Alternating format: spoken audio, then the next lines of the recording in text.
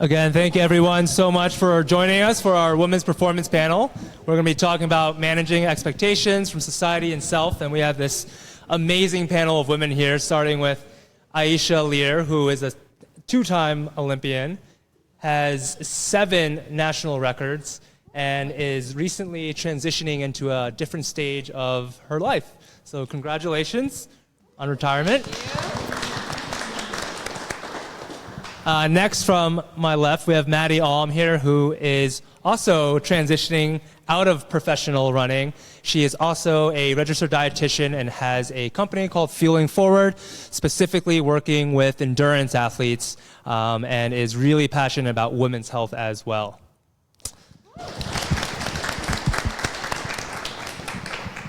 And next up, we have Dr. Kim McConnell, who is a licensed psychologist. She's also an executive manager at Spring Health, which is one of the biggest mental health companies in the world, and manages a team of 90, I believe, right? 90? And is not an Olympian, but a very avid endurance athlete, and fitness, health, and sport is a big part of her life as well.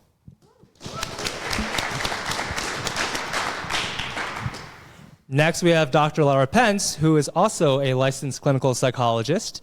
Dr. Lara runs the Coaches Collective, which is a collective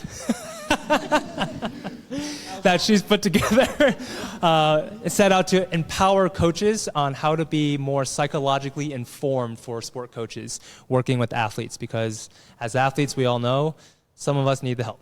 Many of us do.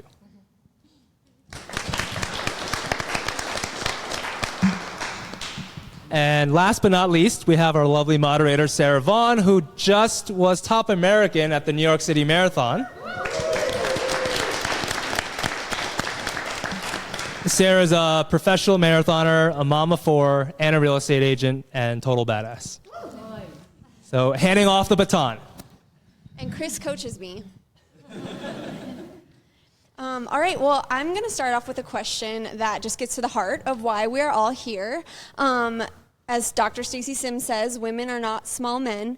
We are uniquely and inherently different. So I'm curious, from each of your perspectives, what are the issues and pressures that are unique to women in sports and performance? And if you could offer maybe like a solution to the problem that you see. We could start down with Aisha.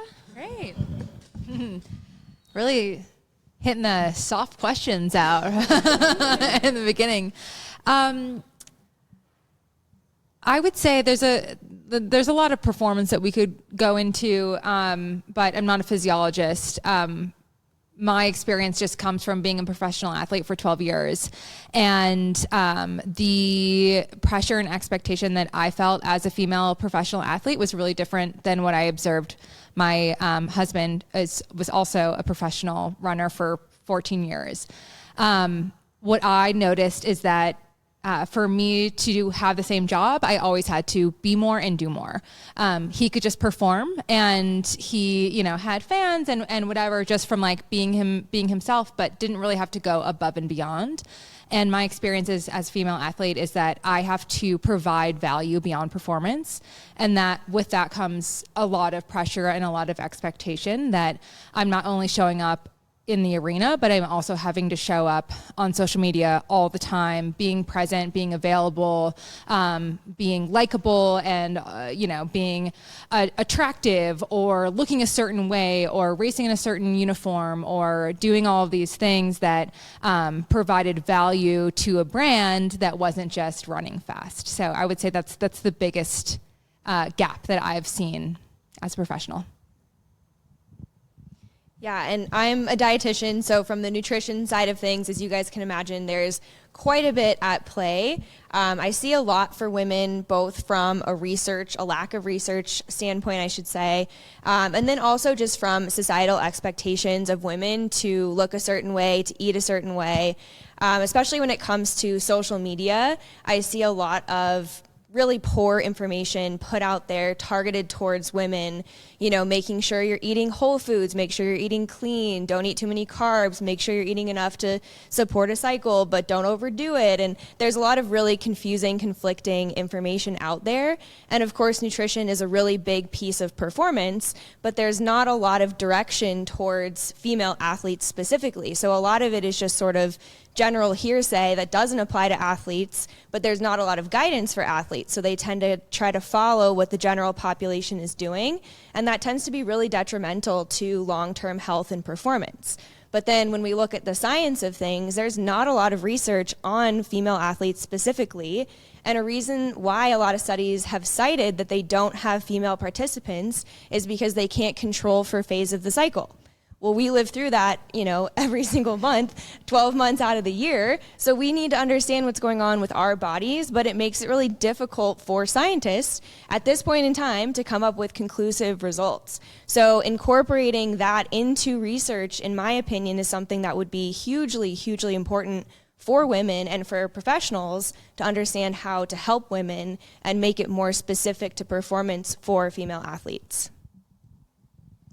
And when I think about women who are participating in sport or advancing their careers, I think about all of the roles that we play and the ways that we show up in our families, in our lives, in our work, and the challenge of balancing those things and how sport and your activities can either be a retreat or also really fuel those activities. But I also... That's a challenge, but at the same time, because we are so multifaceted, we have all of these bases for our identity. And so I think when we shift our thinking a little bit and take it from a resilience perspective, we've got so many solid bases to work from that it's a really profound strength that we have all of these identities and facets. Yeah, I think we've come really far as women, and we can achieve things now that we couldn't achieve 10 years ago or 20 years ago or 30 years ago. And I think there are so many amazing parts about that. But the thing that I think has become internalized in women where it becomes problematic is I can do it, therefore I should do it. And so I can be an athlete, I should be an athlete, and I should be the best. I can be a mother, so I should be a mother, and I should be the best. I can do the PTA too, so I should do the PTA too, and I should do it best. So I think that, as somebody who really believes that how we do anything is how we do everything, that can become problematic when we begin to internalize that our condition of enoughness is based on doing more because we can. So why shouldn't we? And I think some of that just comes from the ways in which women have become so oppressed. And so when we have opportunity, so many people are like, take that opportunity, run with it. But we have 8,000 batons in our hand at one time, which inevitably impacts our performance. Solution, I don't know, lots of different solutions, I think. But I think part of it comes with realizing actually the burden that falls on women for constantly having to calculate so much all the time. And I think there's just a lot of work that needs to be done there. I agree. And we'll dig into some more of that in a little bit. Kim, you mentioned the word balance, which I have a personal vendetta against the word balance because I feel like it implies, what you were saying, Laura, that means that you have to do everything all equally well. And that can be a little tough. But one thing that, that I want to get your perspective on too, all of you, is the idea of that balance and what you do to take care of yourself, if that is your idea of balance. And when was the idea of self-help introduced to you? What does that mean to you? And how has it changed throughout the stages of your career? Should we start with Laura? Sure. Well, I'm a psychologist, so self-help was day one in graduate school. No, but I think, here's what I think about self-help a little bit, which I think can actually take us out of actually helping ourselves, which is that we have also really become a society where we think that we can get a lot of things from within. Self-help is look inside and it's all within. And, the only opinion that matters is your own. And if you only love yourself, you'll be fine. But that misses our inherent desire and need for connection. And I don't think that women are connected enough these days. So I think that self-help as a concept is wonderful. Like, we should be putting the mask on ourselves before we try and help somebody else. We should be taking time to reflect and ask, like, how can I help myself right now so that I can get something, so that I can get a need met that I need to be met. But I think in that, like, we need other help. We need to connect more with other women, and we need more female friendships. I mean, I think, like, it takes a village is a saying for a reason, but in America, like, we don't uphold that very much. And I think we need to uphold that more as females.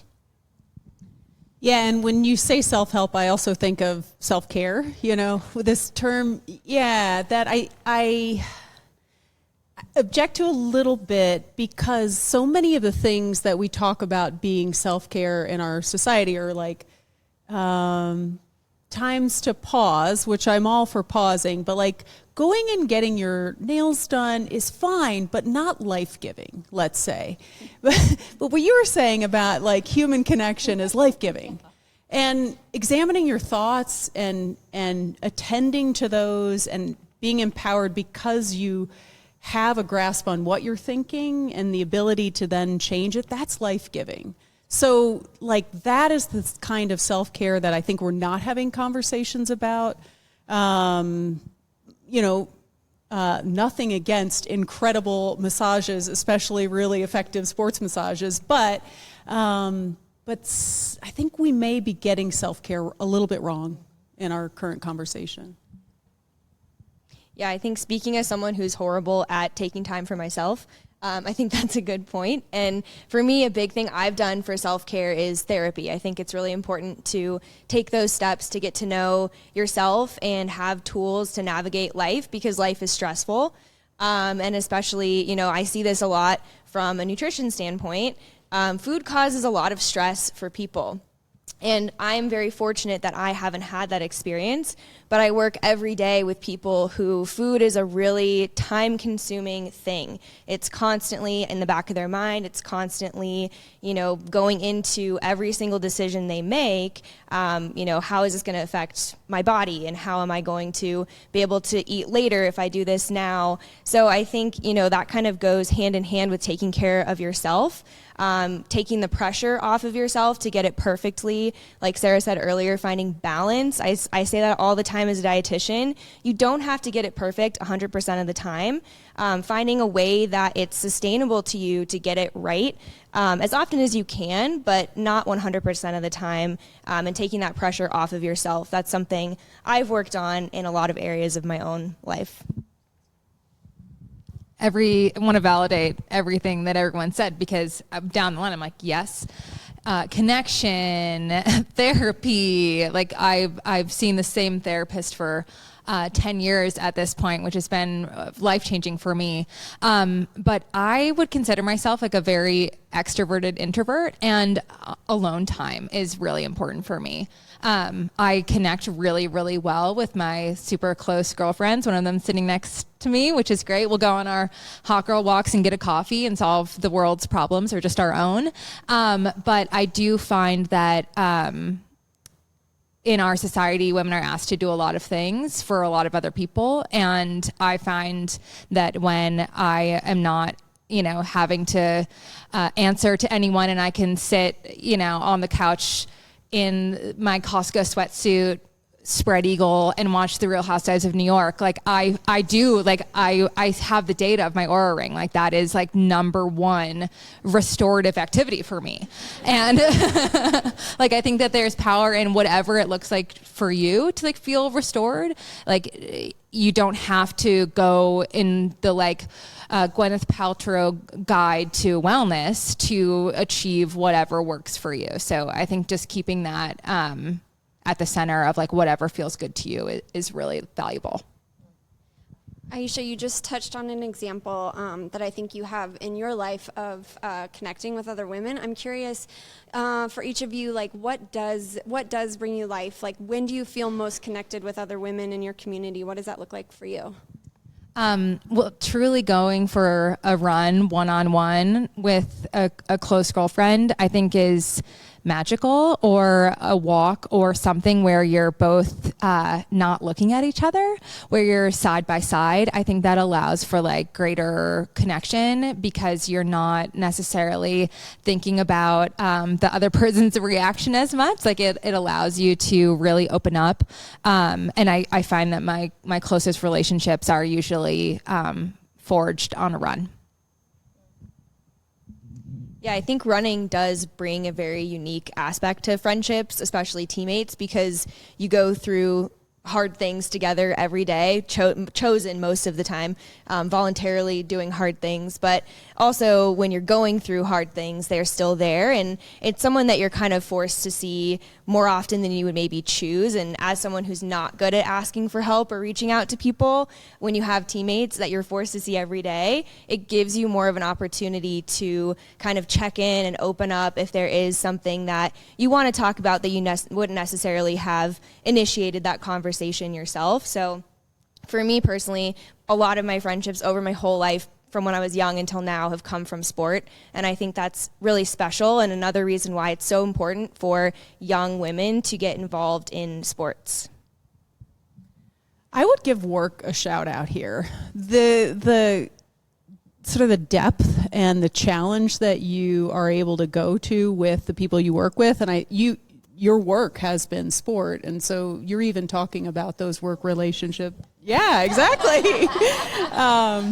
But, sharing those experiences with women, the things that you have to go through, experiencing and celebrating success together at work. We so often think work is a thing we have to do so then we can live our life outside of it. But given how much time we spend in it, it makes sense for us to drop in and really experience that too. So I'd say work.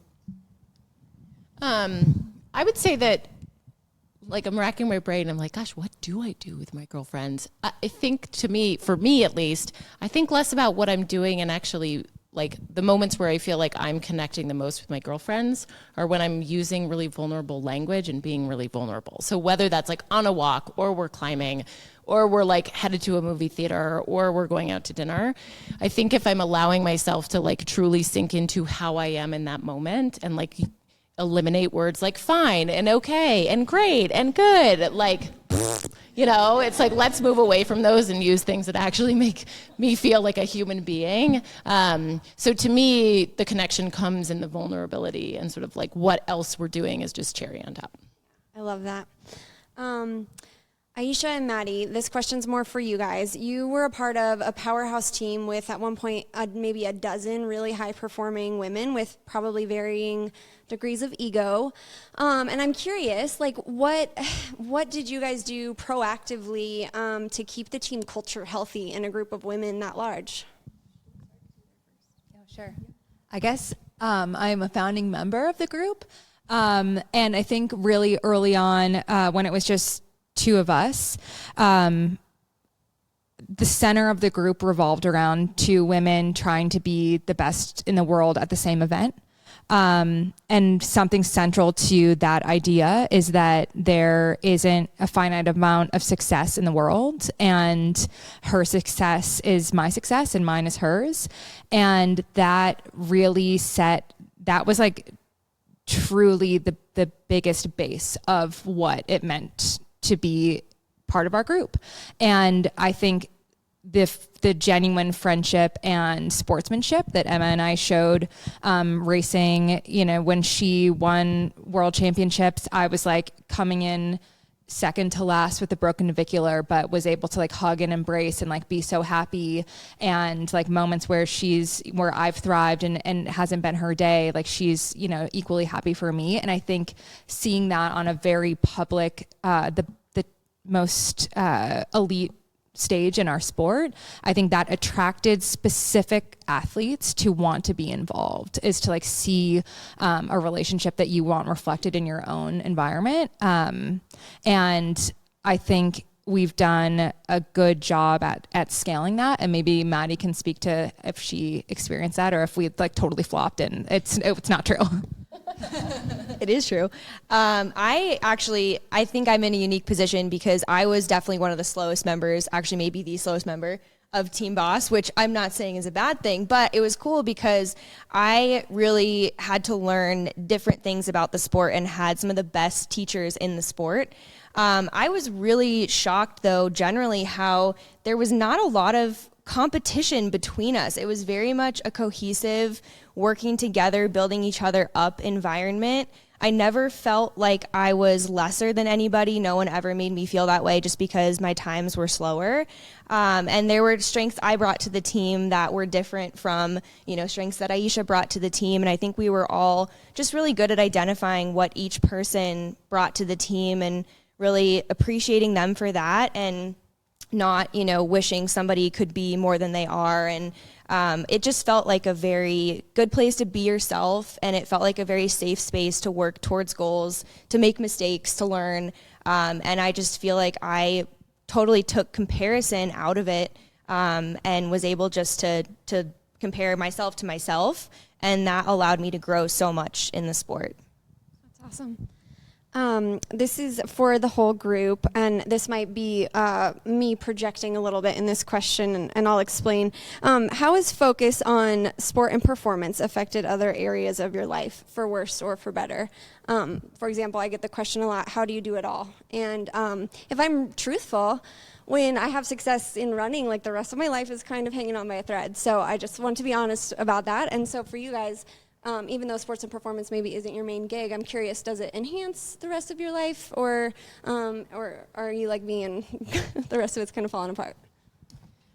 Well, I will piggyback off of what you said earlier in terms of like balance, and that word. I think balance is bullshit with a bow. I don't think we have it. I don't think it's achievable. I mean, even if you like literally think of like trying to balance something, how incredibly difficult it is to actually do. And I think that in any given time, we have to accept that we're going to neglect something, but it's going to be okay. Like there will be a day where my kids will go to lunch with Cheetos and Welch's fruit snacks, and they will be fine. Like that is okay, not a big deal. There will be a day where like I forget to email someone, and that will be fine. I will get to it in 3 days or 2 days or maybe 7.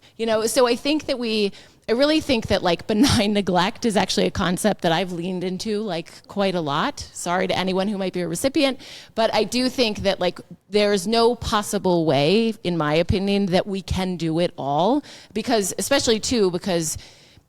high performers often that exist in sport want to high perform it all. They don't want to just like do it. They want to do it the best. So from my perspective, like that concept of benign neglect and just being okay that like at any given time, I am going to neglect something and it'll be okay has actually been really useful for me.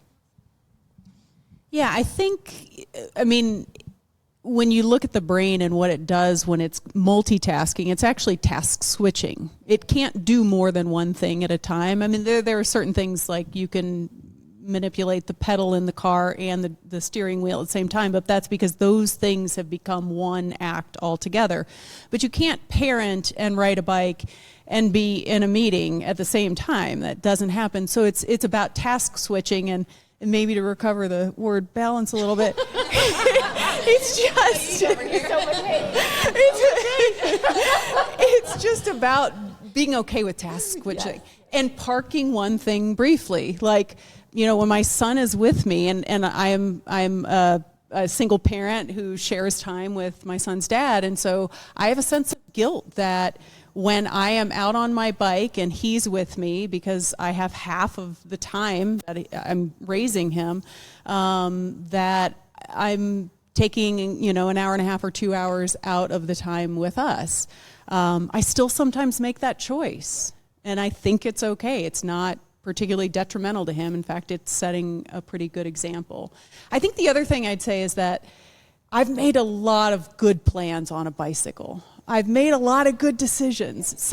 And some of that's been work stuff, some of it's been parenting stuff, some of it's been working through relationship conflicts. So I really treasure that part of my life and how it gives me space to think through and process other parts of my life.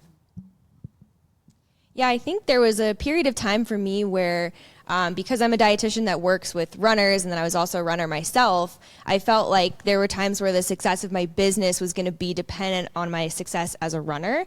And I realized quickly that that really wasn't true, because as runners and athletes in general, we all have good days and bad days, and being able to continue to work hard through those days and see that it's not always results driven, it's more about the process and kind of stacking days, and every race is not going to be great, but still getting back out there, having the courage to get back out there and try again, and ultimately build towards a bigger picture of success, I think has really been a good reminder that people resonate with that, and that has helped grow my business and been really eye-opening to me as someone who does tend to be perfectionist. Most athletes tend to be that way, but it's been really eye-opening that, again, like I say to the people that I work with, you don't have to get it right 100% of the time, and I can be an example of that now, and I think that helps me resonate more with the people I work with. That helps them understand what they're doing more and kind of see that it's okay to get there in different ways, and so that's actually helped me build my business. Failing in the sport has helped me build my business more than succeeding in the sport, and I think that's also been important to me, to have that balance between training and sport and work and life, because both aren't always going to be going great. So having things outside of those has been hugely important to me and has allowed me to stay sane when I'm not performing well and have people there to celebrate when I am. It would be interesting for me to answer this question in a year, when I've been retired for a year, but something that was sort of like a guiding light for me in my sporting career was that this is a very short, special time in my life. And I didn't feel that I was personally making sacrifices to achieve my goals, but I recognized the difference that everyone around me was. My friendships, my familial relationships, I missed weddings, birthdays, funerals, everything in between. And I always had this in my mind that I'm going to bring, these people on this journey with me, and it's going to be really wonderful. And when I retire, I will be able to repay all of the sacrifice that everyone did for me. So I'm on that path right now. But I will say that I wouldn't be half of the fulfilled, I can't think of a word large enough to portray how grateful I am to the sport for giving me the life that I have now. I'm from a really small town on the Mississippi River, and it's given me my spouse. I got to connect with my entire Jamaican family that I had never met before. Before I became an athlete, I've been able to meet the most amazing people in the world. I've raced in 29 countries and have just had a life that I could have never designed for myself. And so for me personally, the good outweighs the bad. And now I'm just on my redemption tour for all the weddings that I missed along the way. This is maybe a little bit more for Drs. McConnell and Pence, but I'm curious what tools we could use or advice you have for someone who's maybe going through a tough time but still wants to put up a good performance. I think you mentioned code switching, or what did you call it when you're switching? Task switching? What's an actual tangible tool that we could use? Well, I'll start actually with what these lovely ladies talked about that made me think of two things. One, women have higher levels and report feeling guilty more than men do. So to begin with the beginning of, what you said, we're not small men. But guilt is not a measure that we're doing anything wrong. So I say this to my clients all the time who feel guilt all the time, because women feel guilty all the time, which is guilt is not like a compass that points you in a direction. It's just a feeling. So, and a feeling is not a fact. So those are the two things. Guilt is not a compass, and a feeling is not a fact. Those are the two tools. I mean, there's lots of other ones, but those are the ones actually that conversation made me think of.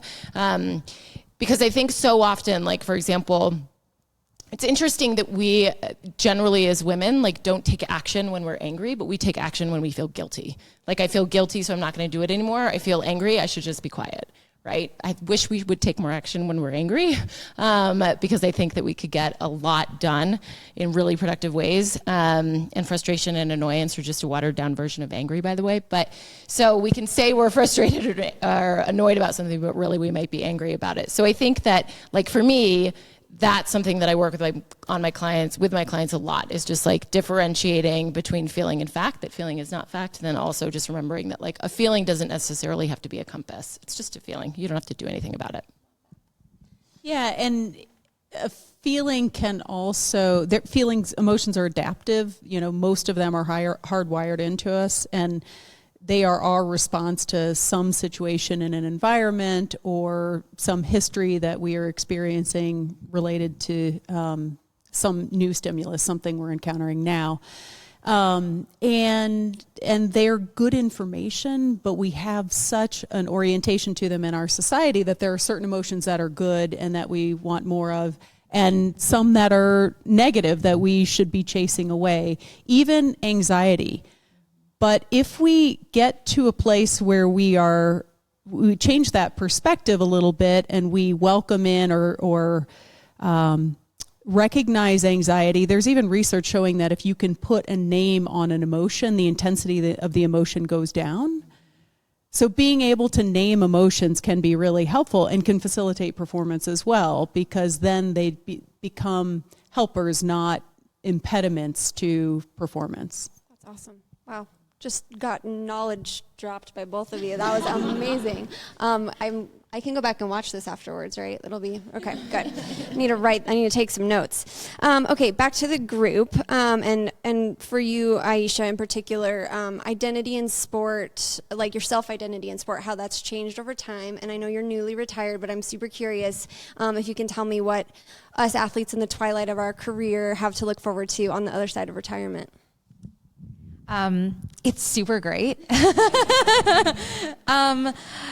Look, when I started running, I wasn't really that good, and spent probably 90% of my career as an underdog, and I loved that identifier. I'm not sure it's totally that accurate. If I really look, I'm at my stats, I was pretty talented, and I just didn't identify with that at all. But that mentality is still with me now. As a retired person, I started a corporate job on Monday that I am totally unqualified for and really excited about. But I still have that little dog in me that's yeah, you're gonna prove them wrong. It's they're not expecting anything from me at all. But I think just that that thread has been with me the whole time, and that doesn't just die when I woke up and my run no longer was what I was being paid for, from one day to the next. But I would say my biggest observation as a recent retiree is that I feel I did everything that I possibly could have done as an athlete. I achieved way more than I had ever set out to do. And I feel I gave it 100%. So I feel no regret and no unease about retiring. And now I get to step into this world that's so big and it's so expansive, and there's so many other things that I can say yes to that just will fill my cup in other ways that racing in a big stadium can't. Yeah, well, I'm just curious, how the question in general is, how has your identity in sport changed throughout your career? Yeah, so I also recently stepped away from competitive running, and it snowed yesterday and I didn't have to go run. And so it's things like that where I'm there can be a little bit more freedom and flexibility, which can be scary but also exciting at the same time. More time to focus on my business, and as somebody who tends to just keep myself really busy and always say like, oh, when this is over, I'm going to have so much time, and then fill it with something else. It's been nice to be able to kind of shift where my focus has been. And I think for me, what I've learned throughout the sport is I was similar to Aisha, where I was sort of an underdog. I didn't start running until I was a junior in high school.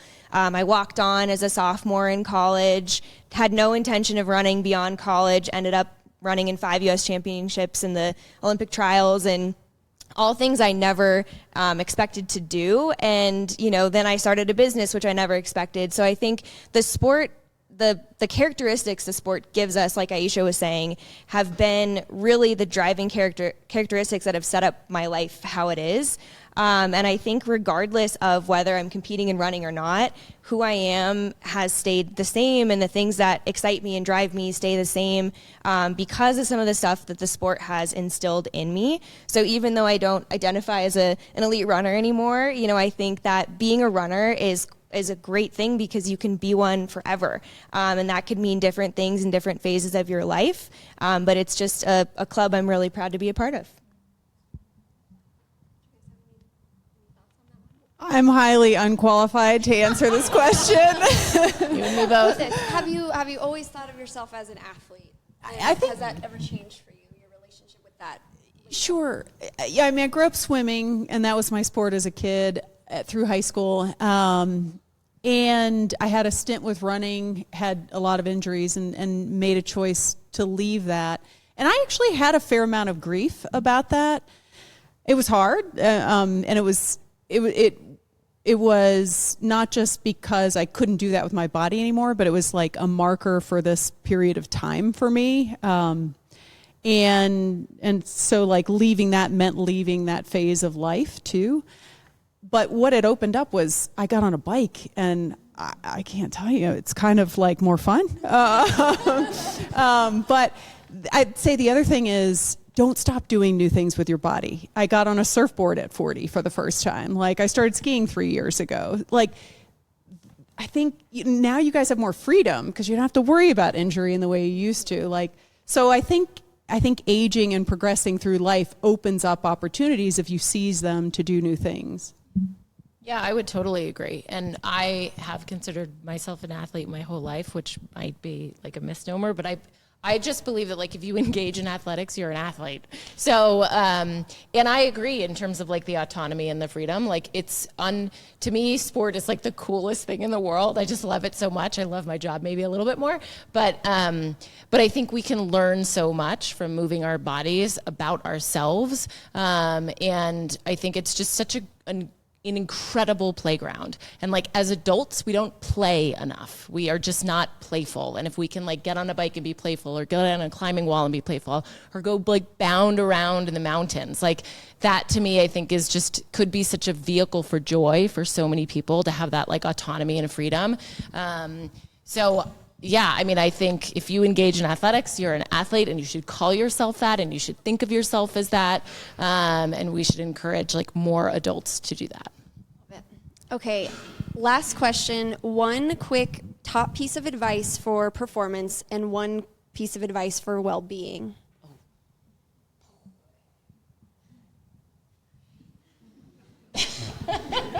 These are your areas of expertise, ladies. Okay, I'll go first. That was supposed to be easy, sorry. No, it's fine. Okay, yeah, I know, it's the one thing. Maybe one thing that you haven't mentioned yet tonight. Okay, great. I could do that. Values. I think we all need to like look inside and ask ourselves what really matters. I am a huge believer in like working off a values-based system. It's what I teach in my coaches collective. It's what I work. It's like the second session I do with any client I have is help them identify their values.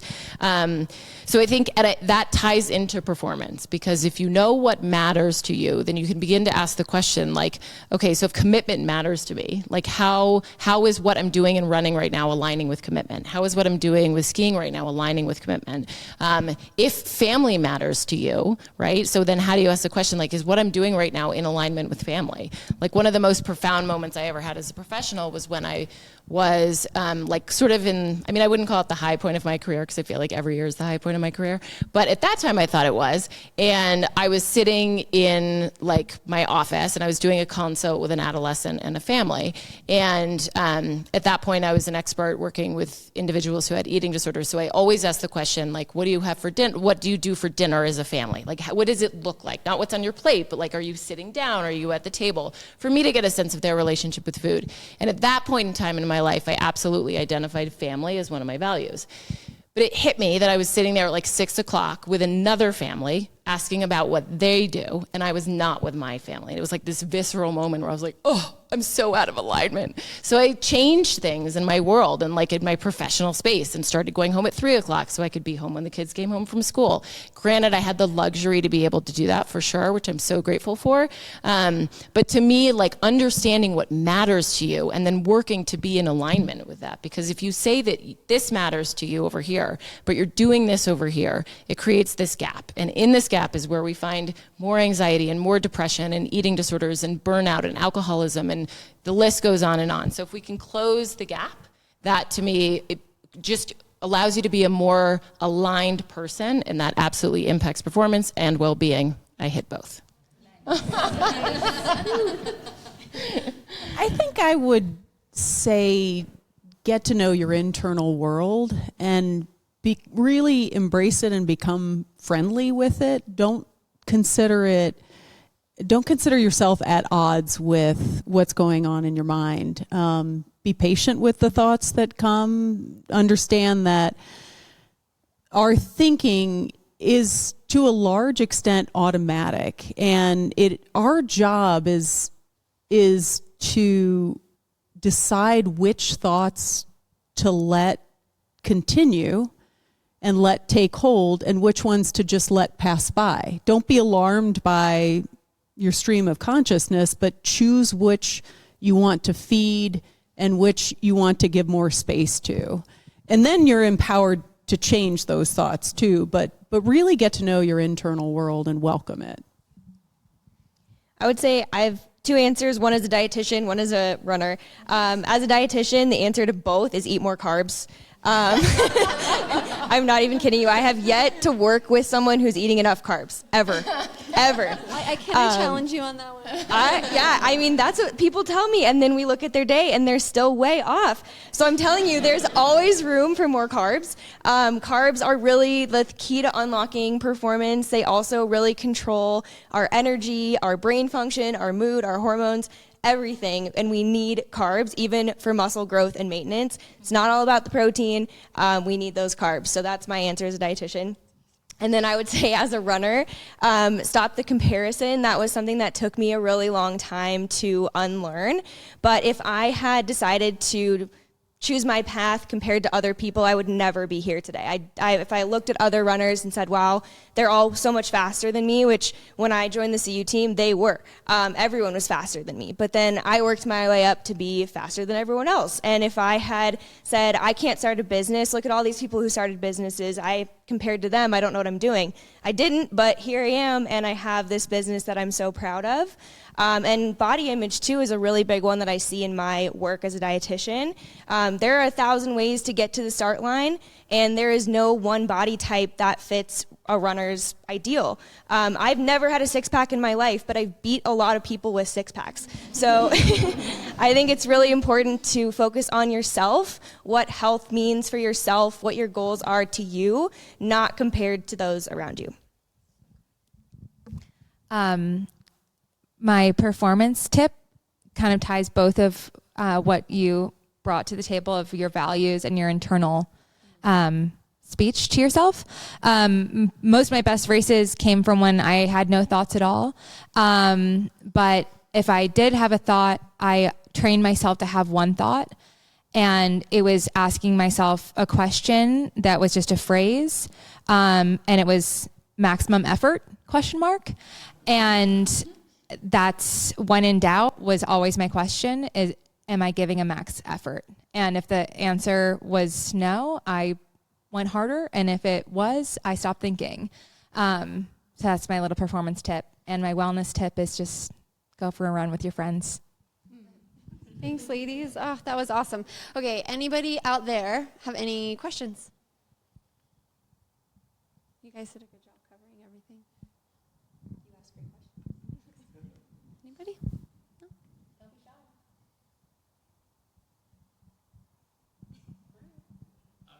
Oh, yeah, nice. You were talking about carbs. Yeah. How does that relate for perimenopause and menopause? Yes, great question. Hormones. Yes, so the question was, how do eating enough carbs affect perimenopause and menopause? How might that shift? That's a really great question, and it definitely depends on the person and what they're going through. But carbs produce insulin when we eat carbs. Insulin affects estrogen. So definitely plays a really big role in maintaining healthy hormone levels. Blood sugar balance as a whole is a really big part of mood stabilization and energy stabilization. So a lot of perimenopausal and postmenopausal women experience really big dips in energy. And I think part of that too is the body changes that come with that phase of life can be really uncomfortable and motivate people to try to make dietary changes like eating less carbs, which then make things worse. So I think, you know, it's not always comfortable, especially for women in that phase, because we can see those body changes happen. But again, going by how you're feeling is the most important thing, and women tend to feel a lot better when they eat more carbs across all phases of life.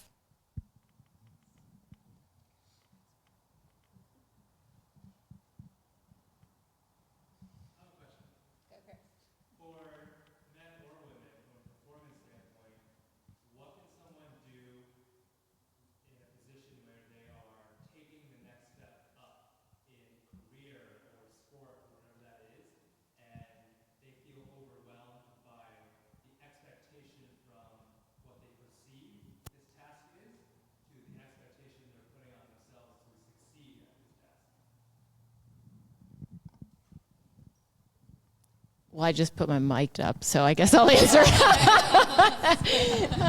I mean, Chris, the first thing that came to my mind when you said that is like whenever we as humans like move up, we have a tendency to experience imposter syndrome, that like voice in our head that says like, do you belong here? I don't think you belong here. Like, go back down.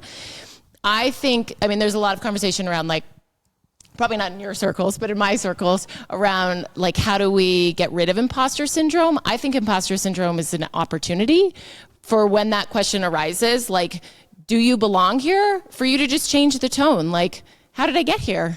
Right? And like, then answer it. Oh, I got here because I worked this hard and I did this and I accomplished this and I'm ready for this and possibility is that and curiosity is this. So I think like, my advice for people who are sort of like taking that next step and feeling that expectation, alongside that expectation, they'll probably feel that imposter syndrome of like, I'm not sure that I belong here and the expectations are so high, I can't meet those expectations.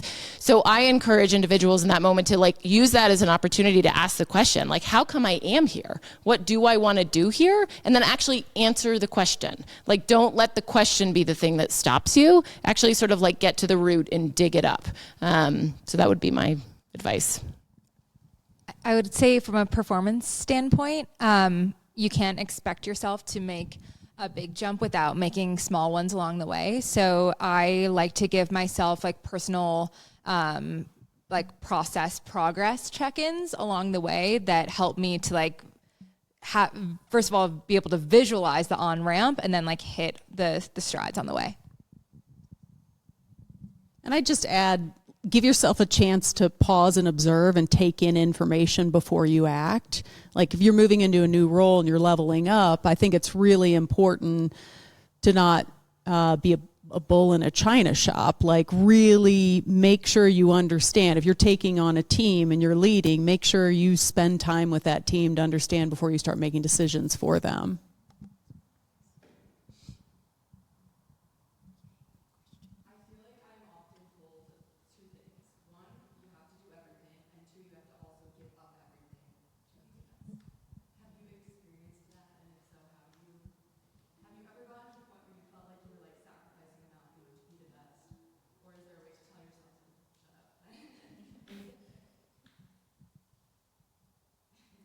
That was directed at you. I'm not answering any questions tonight.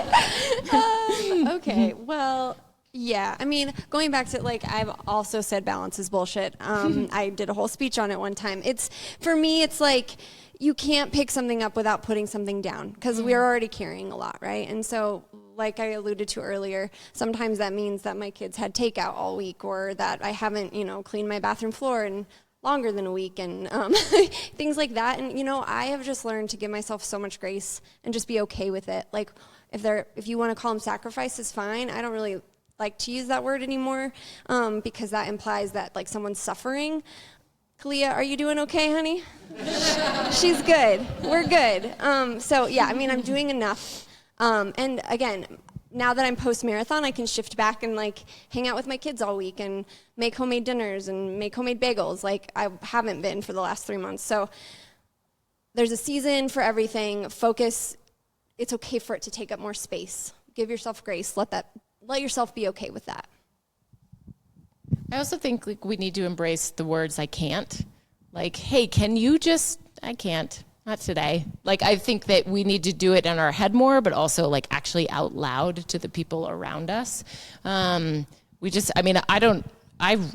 like barely ever hear a woman in particular say, "I can't." And I think it's really, like, empowering to be able to say that. And I also think it's really important to hear other women say it and to say it ourselves. And when you do say that, I've never had someone be like, I don't understand and I need you to do it anyway. They say, oh, yeah, no, I totally get that. Of course you can't. Right. Yeah.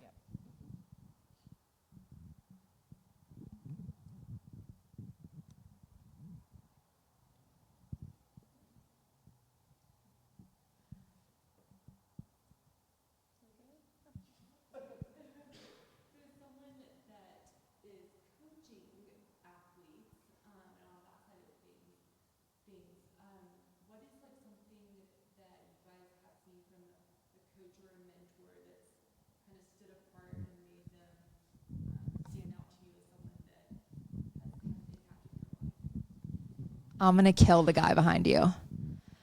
So sitting behind you is one of my coaches. Yeah, he's going to die. He's going to die. And I, like, might cry talking about it, but I'm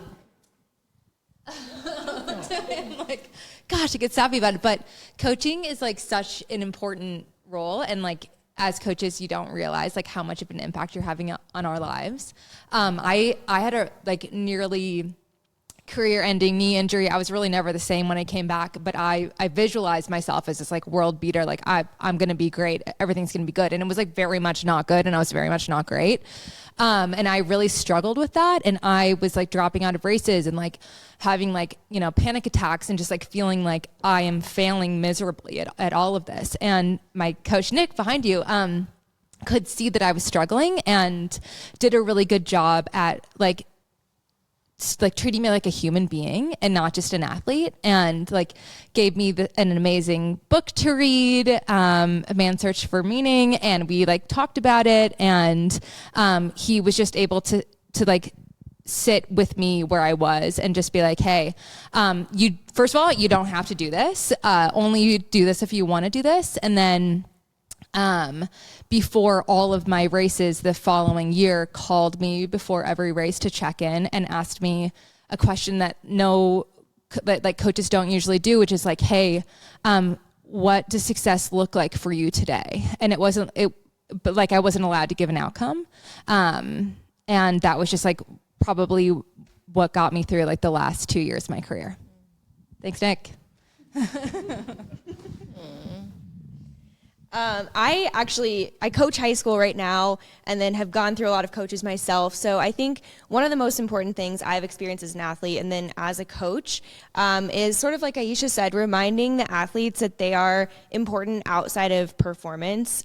We put a lot of pressures on ourselves. We put enough pressure on ourselves already, and we don't need the external pressure. And I think I've seen coaches pressure be unintentional, of course, but expectations and, really focusing on outcomes can be really stressful for athletes, which is a hard balance to find as a coach, when, of course, that's how you're building your program and writing training. So I've just seen, from my own standpoint, just reminding athletes that, hey, no matter what happens today, you are still loved, you're still a great person. Who you are doesn't change if you have a great race, if you have a bad race, it's all the same. And I see you and I see your hard work, and I'm really proud of you regardless. So I think that's something that's really important to remind athletes, and just cultivating a culture of more is not always more, listening to your body. And I think as a dietitian, I would say putting health first over performance, not sacrificing an athlete's health, mental or physical, for the sport, and recognizing when somebody might need to step back or might need help, and supporting them through that in a way that's different than how you would support them in the sport itself. And I would say from like a work and parenting standpoint, respecting someone enough to give them the why, give them the context and the explanation for the instruction that you are giving them. And it also gives them the tools to do it for themselves later. And they're much more likely to deliver in the way that you're asking them to when they understand and this thing has meaning for them. And I would say, and this touches on what you said too, like really accepting actually how much influence, power, and impact you have, and that you are not just disseminating information, but you are a holder of space for transformation in life, not just in sport. And I think like the coaches that I work with too, which are over there that are unbelievable, do that. They like hold space for the whole transformation of the human, not just like, I'm going to give you information today.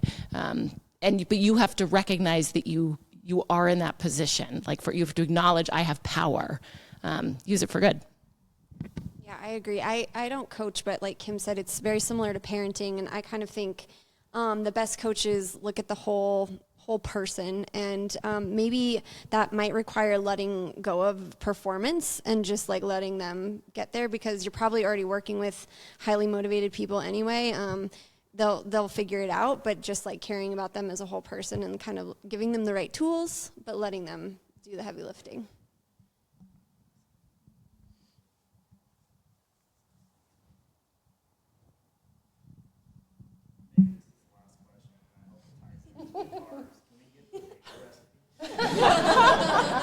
Yes. I'll even share my sourdough starter with you.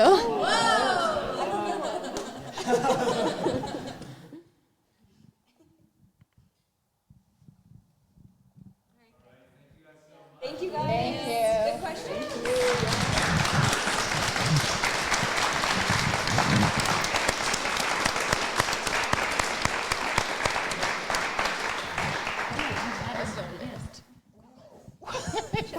Thank you.